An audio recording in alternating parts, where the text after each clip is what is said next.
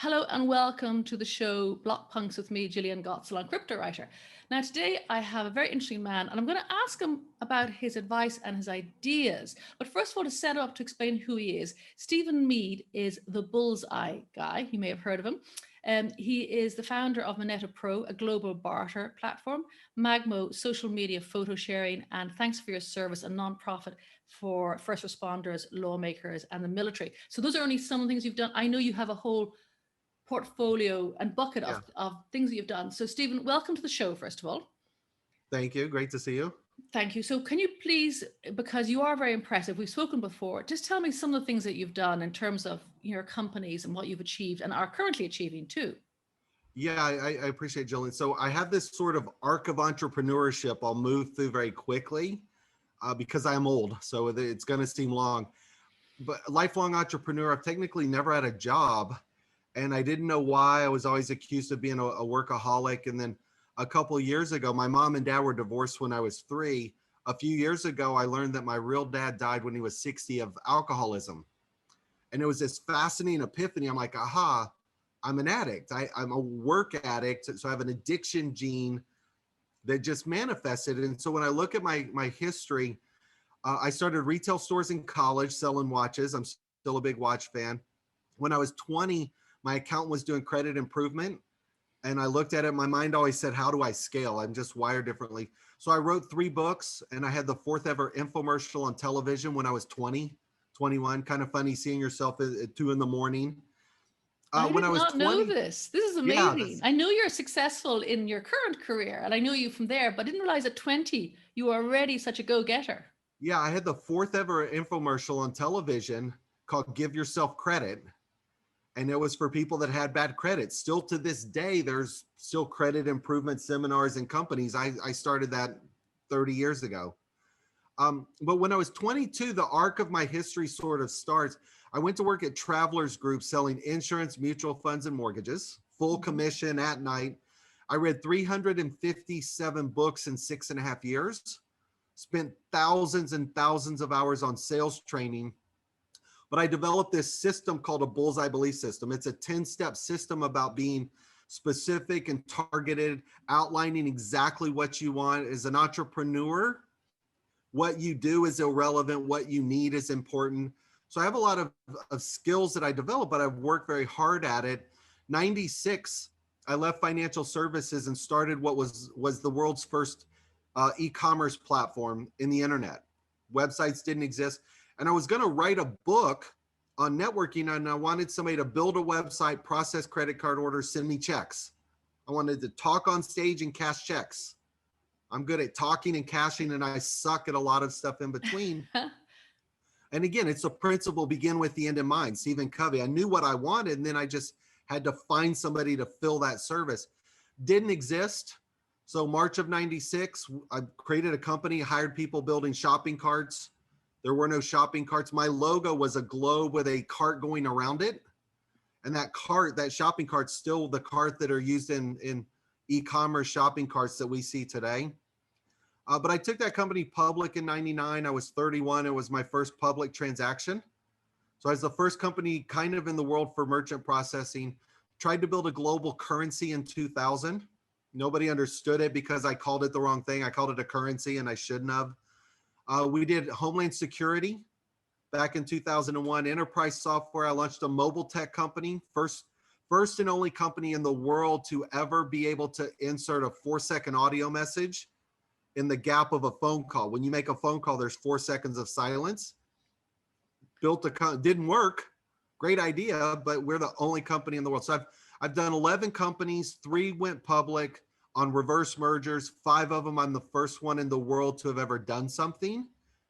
And so again, the reason I started with the addiction gene, I have this habit, Jillian, of starting companies, trying to do what nobody in the world's ever done before, but they have to fit within a metrics of 10 things I want them to accomplish. Because you said before in a conversation that you could have lots of cars in the garage, but you're not going to drive them all. Correct. You build something and then maybe you pass it on or you give it away or you sell it. You don't want to be in charge of loads of companies. You like to focus on what you're doing. Yeah, and there's probably three entrepreneurial answers to that. Answer one is one of my first step of my 10 steps in the Bullseye belief system is called design your destiny. And I can't go through it all now. All my content's out there on the bullseyeguy.com for free. One of them talks about how do you design what you want. I have 10 outcomes that I want for a business. What's the financial net worth it potentially gives me? Can I help other people be successful at what they're already doing? There's a lot of different outcomes. And so every idea I start, I say, does it give me the outcomes I want if it's successful? When I look at things as an entrepreneur, I look at what my outcomes are. One of the things I develop with the Bullseye belief system, step one is design your destiny. It says, if I were to start a company and it works, what's the outcome? Does it give me the financial outcome? Can I help other people be successful? Does it let me hang around the kinds of people I like to hang around with? Can I control my travel? One of the reasons I don't want to be a book author is I don't want to be told where to go to sign books in the middle of winter in Nebraska. I want to be able to pick. So as an entrepreneur, I have an outline that says, here are the 10 things I want. A company has to give me at least 7 of the 10 if it works for me to choose to pursue it. Second, to your point, Jillian, I know my strengths and weaknesses. I'm a glorified business development salesperson. I'm great at selling concepts and generating interest. I'm the guy that can hunt elephants. Not the best analogy, but hunting elephants are big companies. Okay. I'm the guy that can hunt elephants in the jungle. I shoot it with a bow and arrow and it will turn and look at me. You can't kill an elephant with a bow and arrow shooting at once. Again, bad analogy, but enterprise sales is not generating interest. That's business development. Sales is phone call, follow-up, email, committee. Closing sales is different than generating interest. So I have this capability to see a problem, pick a company that I may want to solve it, and say, do I have the resources to build the technology? I can build the car. I'm not the operational CEO. I'm not the person that necessarily will drive it into revenue and traction. I'm the guy that builds it. It's a lot easier to sell somebody on driving a car when it's already built than it is to conceptually say, hey, I'm going to build this great car that nobody in the world's ever seen. So I tend to build companies, get them to a point where I need help for them to be ultimately successful, but I know that in my skill set. So it's not a detriment. I say, here's my skills to this level. How do I take it to the next? I need somebody else to drive. Okay. So, and then that's when you bring in, and do you have teams of people all around the world, around the place, or how do you work that? I try again, I'm the entrepreneurial part of this question is my model's a bit challenging because I tend to like to build companies that have big scale and are enterprise driven and customers. For instance, Moneta Pro right now, the one we're talking about, corporate barter, I just hung up a 1 hour call with the Ubuntu tribe, 31 African nations.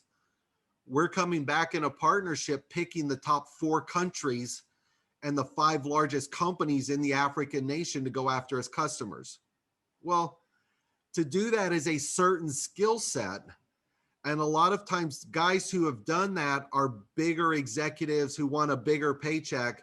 If I'm at the startup level, you know, there's this gap of skill set. If you go too junior, that person can't close the sale. If you go too senior, they want too much money. Or again, I have my entrepreneurial sayings, with big titles comes big overhead. I thought you could say With big ego. overhead comes big assistance. I've hired guys before who were big title CEOs who don't know how to do a PowerPoint. They don't know how to book their own travel. They were so far upstream. They're like, oh, well, can I call the travel department to expense my trip? I'm like, dude, you need to go on orbits. Like, you know, so finding that skill set is always a challenge because I need guys in my model that are experienced enough to get into the areas and close, but entrepreneurial enough to come in early and still get their hands dirty. So how do you find your people? It depends. It's relationships. I do a lot of speaking at different events around the world. So I have a Rolodex, but it's still not as efficient. For instance, again, the Bullseye that's over my shoulder, it's about target. With Moneta Pro right now, I have a very specific target. I've had 2 bad hires. They were my fault. I hired a guy, great guy, head of technology at PwC, amazing guy, great, look good on paper. I let him go down the path of companies he had relationships with rather than having him go down the path of companies I targeted that needed our service. So I went and did a search and found a guy who looked great on paper. And I won't say his name because I don't want it to look bad, but he was amazing. I was a bad CEO saying, you have to go after these 10 companies. So now, for instance, I want to find somebody out of SAP or Oracle. Yes. That's sold into the supply chain at the CFO level of $10 million plus solutions to any of these 15 companies or similar. So I need a guy out of SAP or Oracle that sold ERP supply chain solutions to Ford or Maersk or Caterpillar. A guy that sold a $10 million solution to Ford can walk my solution incredibly better than me. So that's a call out we'll do in the show. Yeah, there again, it's a call out. How do I find that? So you either have to try and resource it on your own or potentially use recruiters, but recruiters want my, so again, the better focus you can be on what your ask is. What I do is irrelevant. What I need is, I need a guy that fits this target. And because I can articulate that, then I can get people sent to me often because I'm not saying, oh, I need a sales guy. Or, hey, Jill, who do you know that does enterprise sales? Or, no, I need a guy, SAP, Oracle, supply. Like the more specific you are, as an entrepreneur, what I do isn't sell software. What I need is I need a guy that does this. And it's that sort of level of target focus that changes your perspective. Is that normally an attribute that an entrepreneur would have, to have such a clear view of the people they need to support them? Is that being part of perhaps a successful entrepreneur? Again, it's what I've learned with thousands and thousands and thousands of hours of training and skills and books, and my own mind neurotically would read a book and say, what's the skill set I can take out of this book, and can I learn one skill and stack? And again, over my shoulder, this is the most simple one. This is step 3 of my 10. And I deal with it all the time. People will say, oh, well, do you know any investors? I'm like, yeah, I know 14,000 and have a database of 30. Oh, well, do you know anybody at CAA? I get this a lot at, entertainers, or do you know any VCs? I'm like, I know a bunch. Which ones? Oh, well, any of them. I'm like, a VC is specialized. A venture capitalist is specialized. They look at industries, they look at sectors, they look at specific stage and size. So my step here, when I work with people for free, I'm not a consultant, but I like helping people. I say, what's the emotional value of what you do? As an entrepreneur, what's emotional value? Like, what's cool? What do people say? I love you for this. Because people make decisions emotionally and defend them logically. So if I can get you emotionally attached, what does Moneta Pro do? We help big companies sell more and make more money. We help them save money. Like, oh, that's cool. How we do it's irrelevant. Underneath there, what are the 3 key industries you're going after? Sometimes people as entrepreneurs, oh, I can help everybody. I'm like, well, great. I know everybody. So we're at a standstill because I can't send you everybody because you help everybody. Like, give me a target. Why so that 3? Next level down's industry. I mean, sorry to interrupt there. Sorry, why 3 industries? It doesn't matter. It could be a one. It could be a mono industry. Because the way our minds work is, if 1's too limited, 5 is too many. 3 is a good number. Okay. Now it could be more, but if I say, what are the 3 best industries, your mind can collapse to 3. If I say, what are 5 or 10? Oh, 1 low.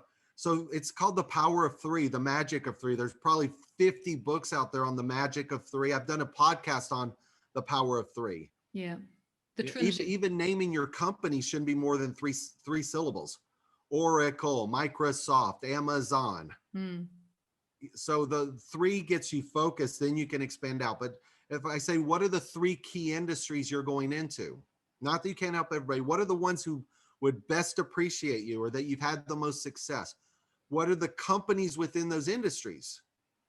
Oh, I want to sell to Disney. Great. What's the title of the person you sell to? Not, do you know anybody at Disney? Do you know the CFO at Disney whose name is X?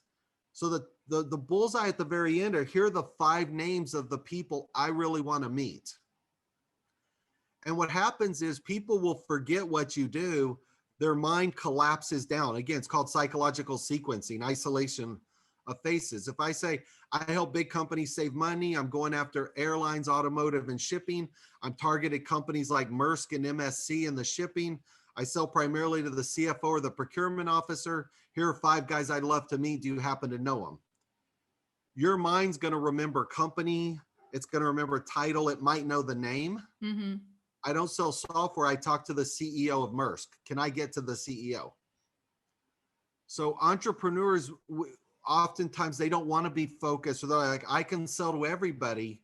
I'm the inverse. To me, isolation is a good thing. Target, specific, focus. I'd rather get 3 names from you of exactly who I'm looking for than have you think I service everybody and you send me no one. Do you know what's interesting? In your training, the Bullseye guy, and your thinking and your experience, so do you think entrepreneurs can be born or are they made? I mean, like you said, you definitely feel you got your entrepreneurship from your dad, as in being addicted to work and growing companies, but you're also talking about training. So is it both ways? Are you born or are you made? It's a fair question, and I use it to an analogy like sports. Mm-hmm. Like tennis. Tennis is a great one for the most part, unless you have physical limitation. Almost everybody can get out and play tennis, right? We may really suck at it, but everybody can get out and at least try.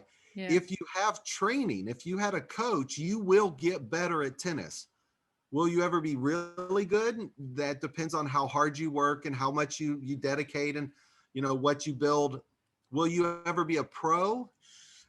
Again, it depends on limitations. So as an entrepreneur, anybody can be an entrepreneur, but when it starts coming into how much are they willing to risk, how much time do they spend? The reason my parent company, the incubator, is called Big Bamboo.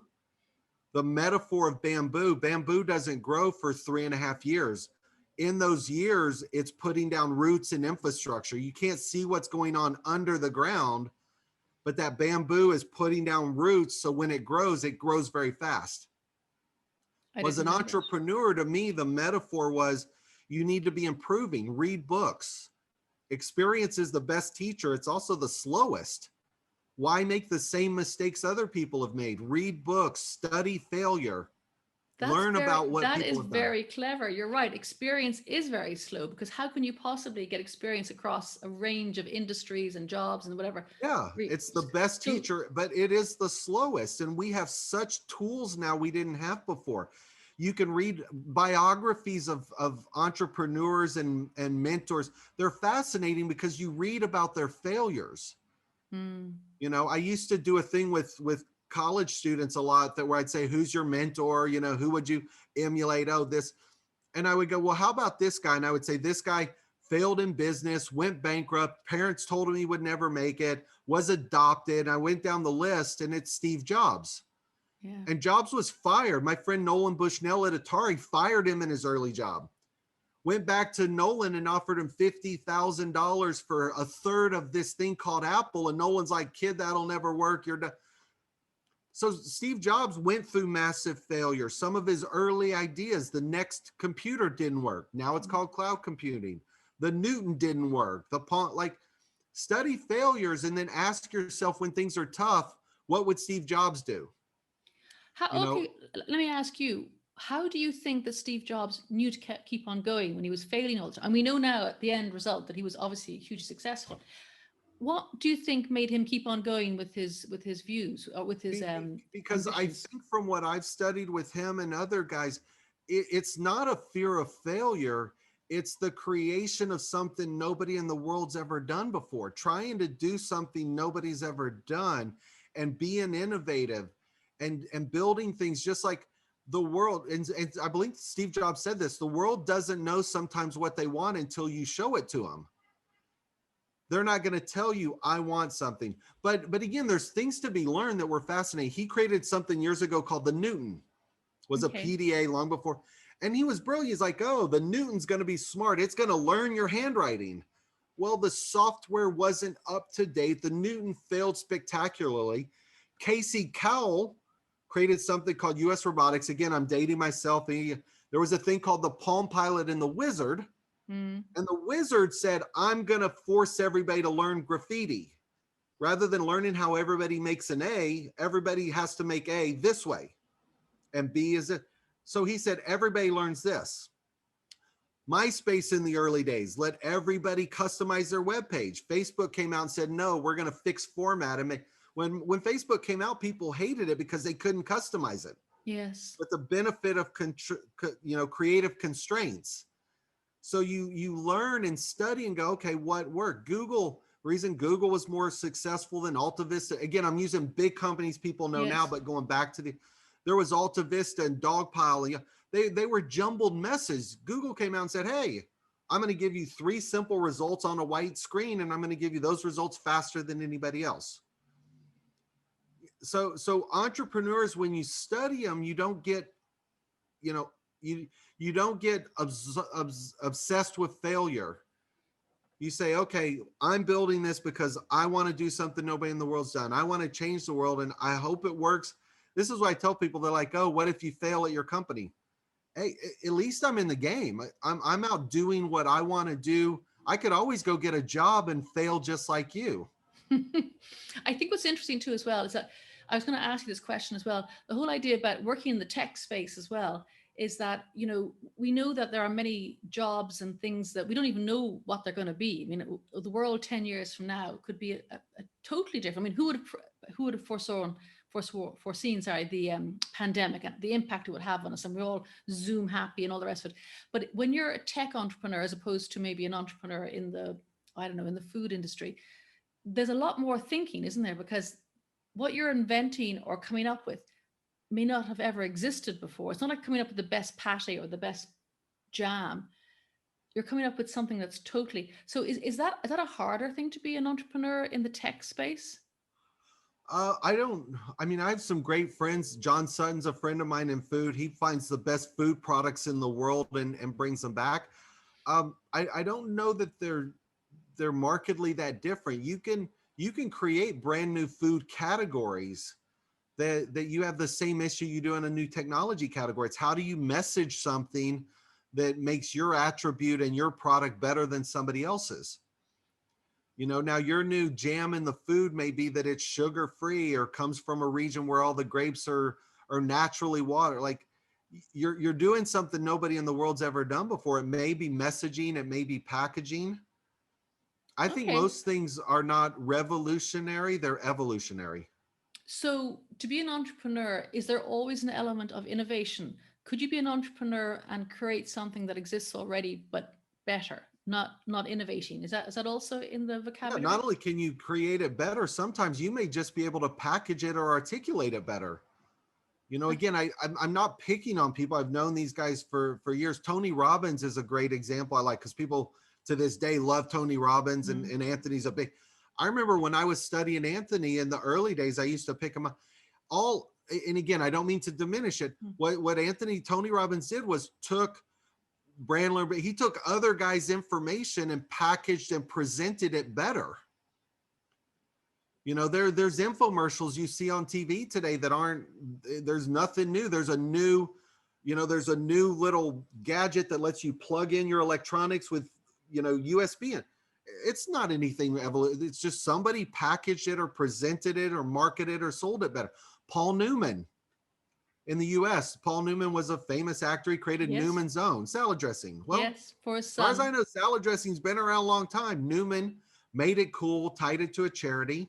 And now Tim Tebow, again, my friend's working on Tim Tebow's going to try and do the same kind of model around food and Christian, and it's packaging, it's marketing, it's presenting, it's selling. So it's the whole gamut. So it's okay.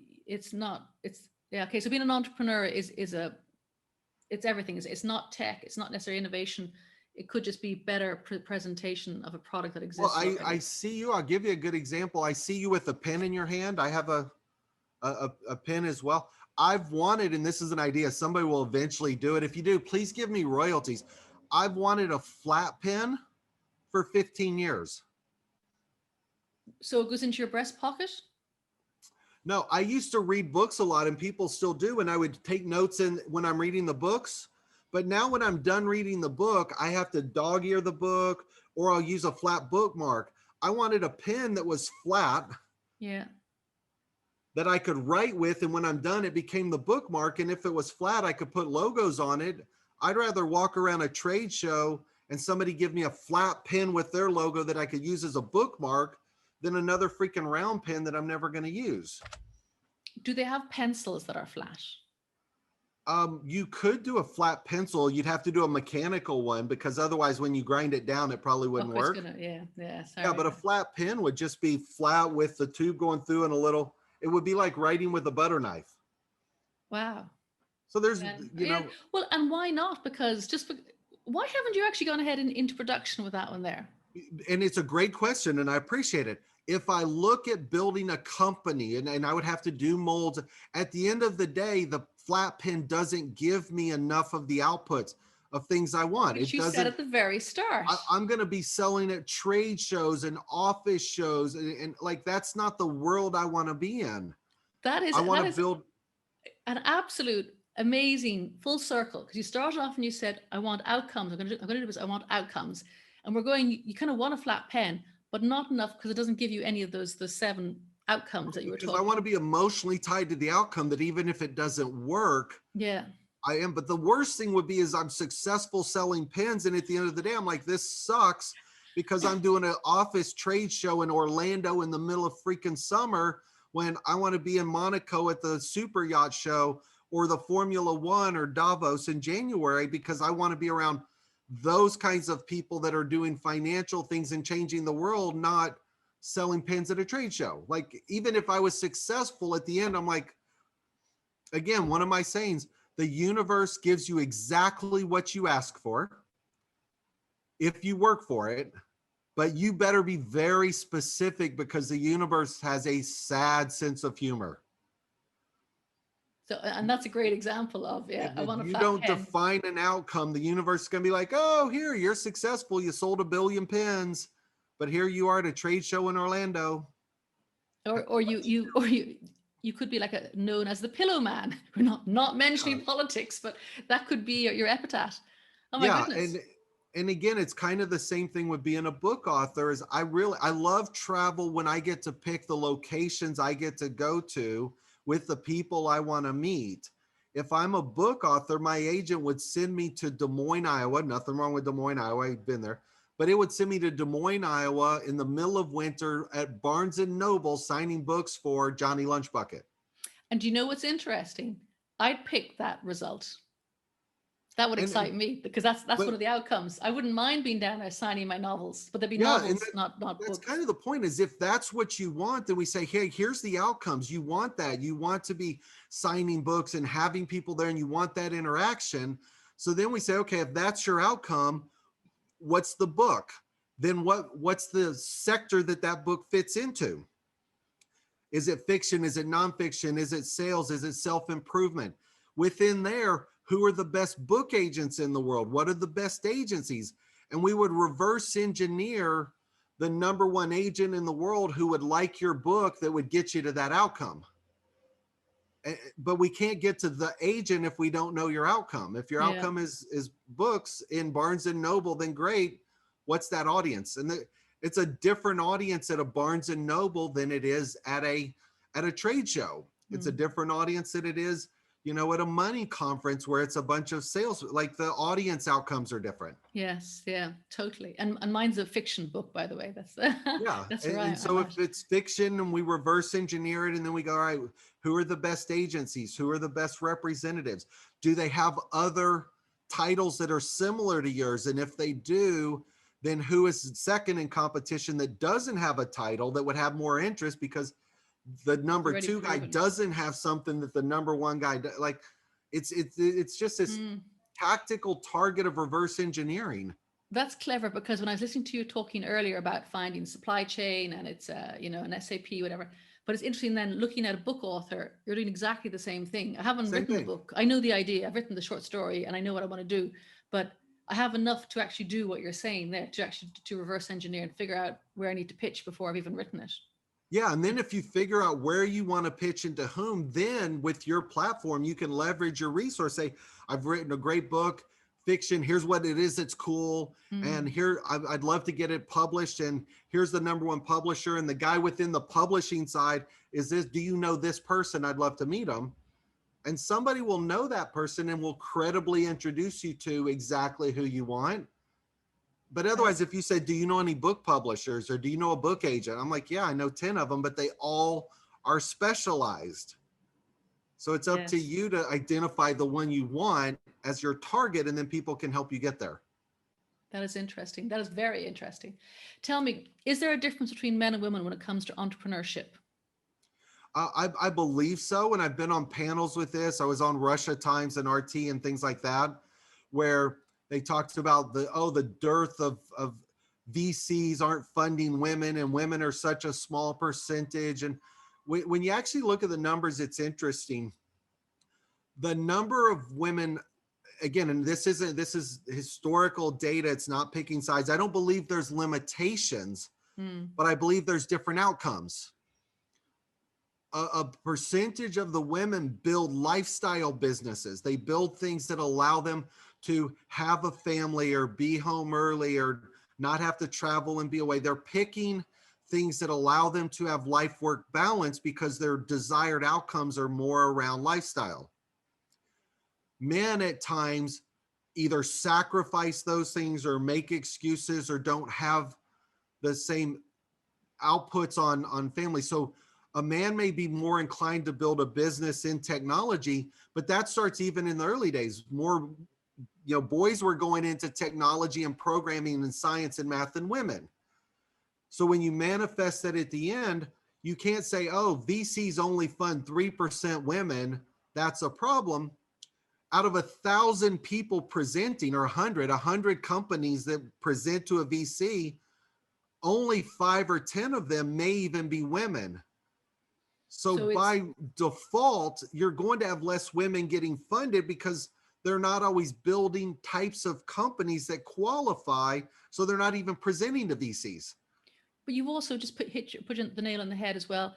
When you say hit the nail on the head, when you say the outcomes, and you're right, it's nothing to do with capabilities or opportunities. I think a lot of women want an outcome. They want to do what they want to do, but they also want to have life balance, life, family, work balance, which is, we often hear about the business person on their deathbed going, I wish I spent more time at work. Yeah, I wish I spent more time with my family. Yeah. So and again, it's not sexist, but a lot of times the man will either make those sacrifices or delay a family because genetically we can, or make the excuses they're away from their family and working late and traveling, because women have different outcomes sometimes. And by default, that means the businesses they start may be more lifestyle businesses. They may be things that aren't necessarily VC capable, because VCs are looking at things that scale and multiply, and tech fits within there. Yeah. Women aren't always doing tech because their outcome isn't to go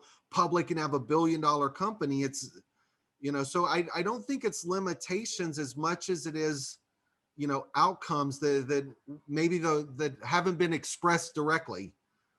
That is very But women start a lot of lifestyle businesses and service businesses because it gives them more flexibility for outcome. Yeah. I like that. And actually, that's very interesting because I've been in business all my life. But in terms of, if you were to say, here, wishing well, whatever you want to do, I'd be a writer. I'd be doing the book signings. I'd be traveling around the place, having fun, writing, and not, and it would be enough to support my family. But I don't want to have $1 billion business writing books. I don't want to write 50 Shades. I want to write books that people read and remember.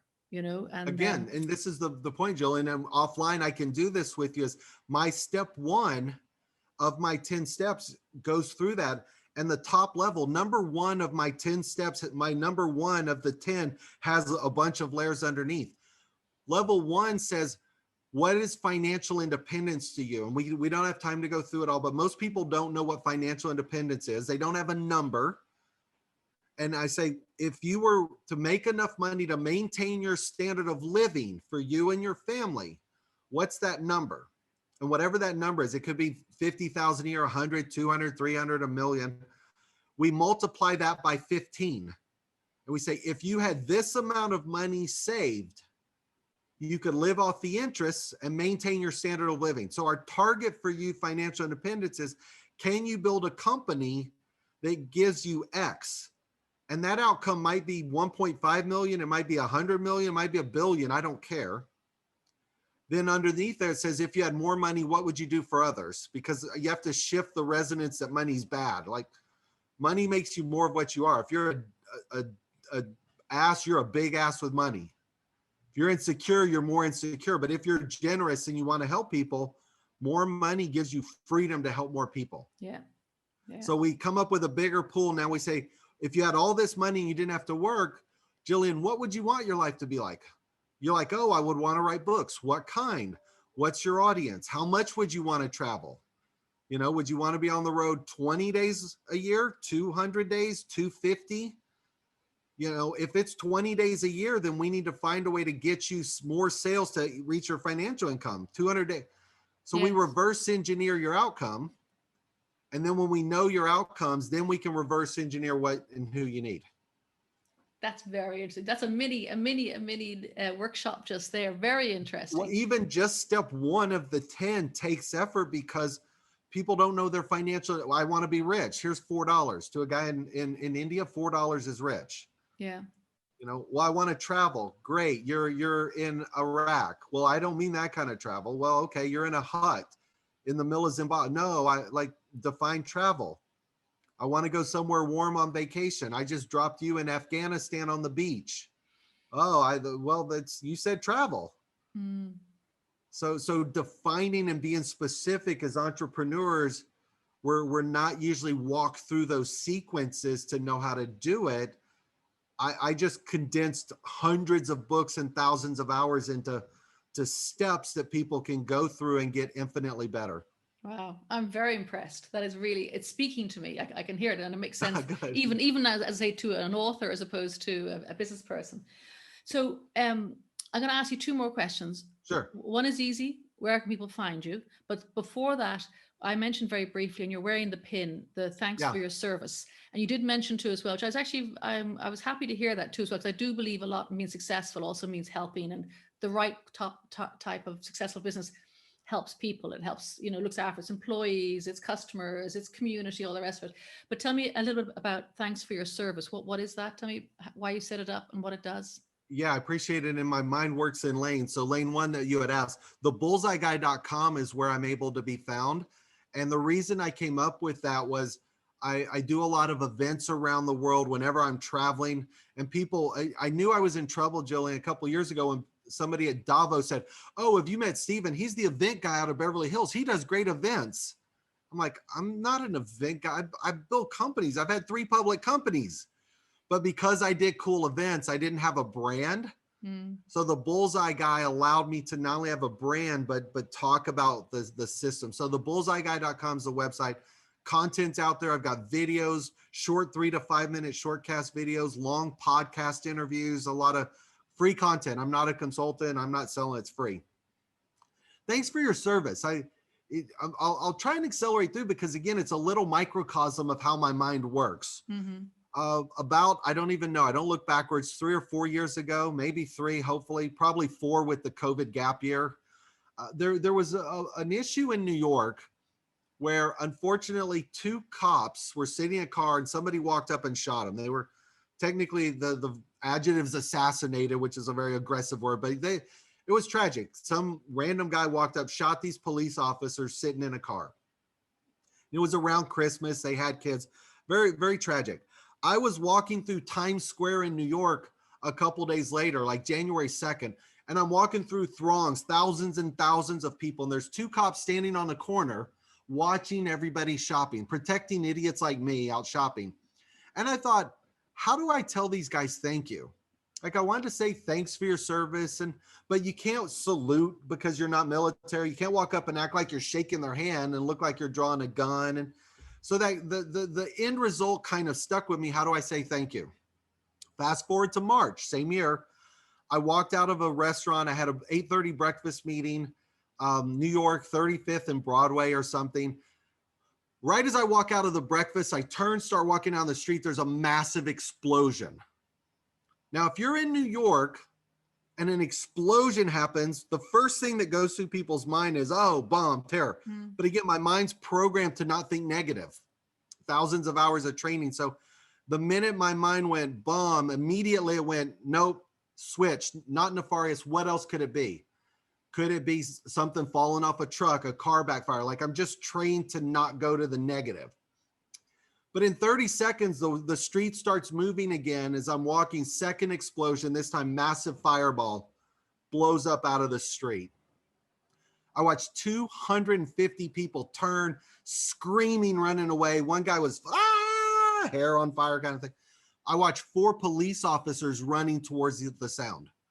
And it's that thing you hear about first responders, even when it happened, Manchester City, the bombing, the first responders run towards the sound. They don't know what it is, don't know what's going on. They're running to the danger when all of us idiots are running away. And that stuck with me. And New York ended up being a gas pipe burst. But the point of it was I wanted to say thank you. And so what I did, reverse engineered, I researched, there's no hand signal. There's no official way to say thanks for your service. And so I researched all of the American Disability Sign Language, the ADSL. I researched gang symbols. I researched tactical SWAT symbols from the police. I didn't want to come up with some signal that meant, hey, there's a kid in the trunk. And I researched Al-Qaeda and gang symbols.